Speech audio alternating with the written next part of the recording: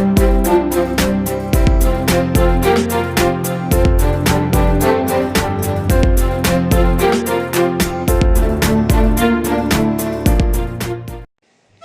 प्रभात बच्चों, हिंदी की कक्षा में एक बार फिर से आपका स्वागत है।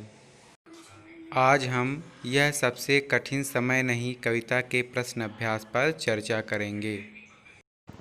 पाठ से इस पाठ का पहला प्रश्न है, यह कठिन समय नहीं है, यह बताने के लिए कविता में कौन कौन से तर्क प्रस्तुत किए गए हैं। अर्थात कवि ने कौन कौन से उदाहरण दिए हैं जिससे वह मानता है कि यह सबसे कठिन समय नहीं है, स्पष्ट कीजिए।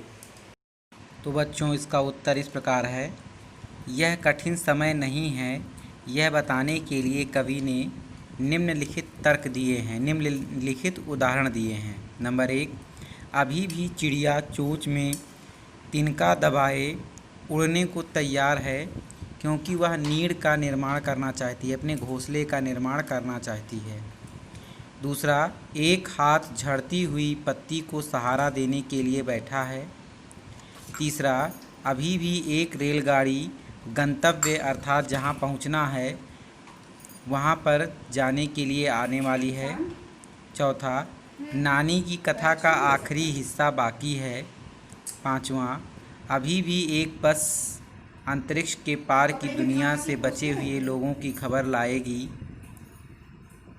और छठवां है, अभी भी कोई किसी को कहता है कि जल्दी आओ, सूरज डूबने का समय हो चला है। प्रश्न संख्या 2 है, चिड़िया चोंच में तिनका दबाकर उड़ने की तैयारी में क्यों है, वह तिनकों का क्या करती होगी। अर्थात चिड़िया ने अपनी चोंच में जो तिनका, घास का तिनका जो दबाकर रखा हुआ है और उसको लेकर उड़ने की तैयारी में वह क्यों कर रही है, और उसके बाद उस तिनकों का वह क्या करेगी, इसका उत्तर आप लिखिए। तो जाहिर सी बात है, आप सभी लोग जानते हैं कि चिड़िया अपने तिनकों से घोंसला बनाएगी, उसके बच्चे उसमें सुरक्षित रहेंगे, आदि आदि। चिड़िया अपनी चोंच में तिनका दबाकर उड़ने की तैयारी में है, क्योंकि सूरज डूबने का समय हो चुका है। उसके डूबने से पहले चिड़िया अपने लिए घोंसला बनाना चाहती है। वह तिनके से अपने लिए घोंसला तैयार करके उसमें अपने बच्चों के साथ रहेगी। घोंसला उसके परिवार को सुरक्षा प्रदान करेगा। यही इस पाठ का उत्तर हो सकता है। प्रश्न संख्या 3 है, कविता में कई बार अभी भी का प्रयोग करके बातें रखी गई हैं। अभी भी का प्रयोग करते हुए 3 वाक्य और बनाइए और देखिए उसमें लगातार, निरंतर, बिना रुके चलने वाले किसी कार्य का भाव निकल रहा है या नहीं। अर्थात अभी भी का प्रयोग लगाने से वाक्य में कोई कार्य जो है वह लगातार या निरंतर चलते रहने का भाव प्रकट हो रहा है या नहीं, यह आपको बताना है। तो इस प्रकार के 3 वाक्य हैं। जैसे पहला वाक्य है, मुझे अभी भी सिरदर्द है। दूसरा है, अभी भी गांव में बच्चे कई मील पैदल चलकर स्कूल जाते हैं। तीसरा है, हम अभी भी अंग्रेजी सीख रहे हैं। इन तीनों वाक्यों में निरंतरता यानी किसी कार्य के लगातार होने की सूचना या लगातार होने के भाव का बोध हो रहा है।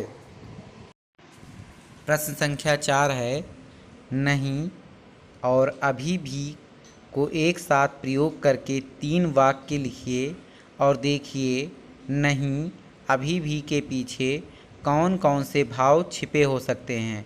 अर्थात नहीं और अभी भी के कौन कौन से अर्थ उस वाक्य में प्रकट होते हैं, यह आपको पता करना है।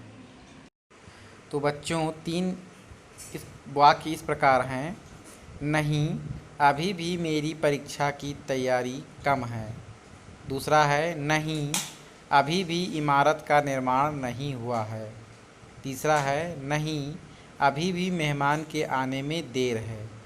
अभी भी निरंतर चलने वाली प्रक्रिया का बोध कराता है, मतलब कोई काम लगातार चल रहा हो उसका ज्ञान कराता है, तथा नहीं से किसी कार्य के ना होने का भाव पता चलता है। तो आप समझ गए होंगे। इस पाठ का अगला प्रश्न खंड है कविता से आगे। इसका पहला प्रश्न है, घर के बड़े बूढ़ों द्वारा बच्चों को सुनाई जाने वाली किसी ऐसी कथा की जानकारी प्राप्त कीजिए जिसके आखिरी हिस्से में कठिन परिस्थितियों से जीतने का संदेश हो, अर्थात जीतने का संदेश प्राप्त होता हो। आप लोगों ने अपने दादी से, अपनी नानी से, अपनी मम्मी से, अपनी चाची से, मतलब किसी ऐसी इस प्रकार की कहानियाँ सुनी होंगी जिसमें आखिरी खंड में, आखिरी हिस्से में आपको यह पता चलता हो कि उस कहानी का जो प्रमुख पात्र है उसने जीतने का संदेश, उसे जीत मिली हो और उस कहानी से हमें जीतने का संदेश प्राप्त होता हुआ हो। ऐसी कहानी को ढूंढकर आपको यहाँ पर लिखनी है। प्रश्न संख्या 2 है, आप जब भी घर से स्कूल जाते हैं कोई आपकी प्रतीक्षा कर रहा होता है। आपका दोस्त, आपके मित्र, आपके अध्यापक आपकी प्रतीक्षा कर रहे होते हैं। सूरज डूबने का समय भी आपको खेल के मैदान से घर लौटने की सूचना देता है कि घर में कोई आपकी प्रतीक्षा कर रहा है। प्रतीक्षा करने वाले व्यक्ति के विषय में आप क्या सोचते हैं, इस पर अपने विचार लिखिए। तो बच्चों, इस प्रश्न से स्पष्ट है कि जब हम घर से स्कूल या शाम को खेलने जाते हैं तो घर पर माँ हमारी प्रतीक्षा करती रहती हैं। देर हो जाने पर वे परेशान हो जाती हैं। वह हमें हर प्रकार के कष्टों से बचाना चाहती हैं। वह यही सोचती है कि हमारा बेटा अभी स्कूल से या खेल के मैदान से वापस क्यों नहीं आया, इसलिए वह चिंतित रहती हैं। अनुमान और कल्पना इस पाठ का अगला खंड है। इससे संबंधित प्रश्न है, अंतरिक्ष के पार की दुनिया से क्या सचमुच कोई बस आती है जिससे खतरों के बाद भी बचे हुए लोगों की खबर मिलती है? आपकी राय में यह झूठ है या सच? यदि झूठ है तो कविता में ऐसा क्यों लिखा गया, अनुमान लगाइए। और यदि आपको यह सच लगता है तो किसी अंतरिक्ष संबंधी विज्ञान कथा के आधार पर कल्पना कीजिए कि वह बस कैसी होगी, वे बचे हुए लोग खतरों से क्यों घिर गए होंगे। इस संदर्भ को लेकर कोई कथा बना सकें तो बनाइए। बड़ा ही आकर्षक प्रश्न है। आप लोग इसमें अपनी कल्पना के अनुसार अंतरिक्ष से संबंधित कथा बना सकते हैं और लिख सकते हैं। तो बच्चों, यहाँ पर जो बस की कथा का वर्णन किया गया है वह कविता में कवि ने अपना आशय स्पष्ट करने के लिए कल्पना का सहारा लिया है। मतलब अंतरिक्ष वाले बस की कहानी सच नहीं है। अंतरिक्ष के पार की दुनिया की सभी बातें काल्पनिक हैं। दूसरी दुनिया के अस्तित्व को लेकर वैज्ञानिकों के पास कोई प्रमाण नहीं है। लेकिन यदि आप कल्पना कर सकते हों तो आप अपनी काल्पनिक शक्ति से, कल्पना के विचार से आप कहानी बना सकते हैं और लिख सकते हैं। बच्चों, यह इस पाठ का अंतिम प्रश्न था। आशा करता हूँ आपको इस पाठ से संबंधित किसी प्रकार की समस्या नहीं होगी। आप सभी लोग इसके प्रश्नोत्तर अपनी उत्तर पुस्तिका में नोट कर लेंगे। आज के लिए बस इतना ही। धन्यवाद। आपका दिन मंगलमय हो।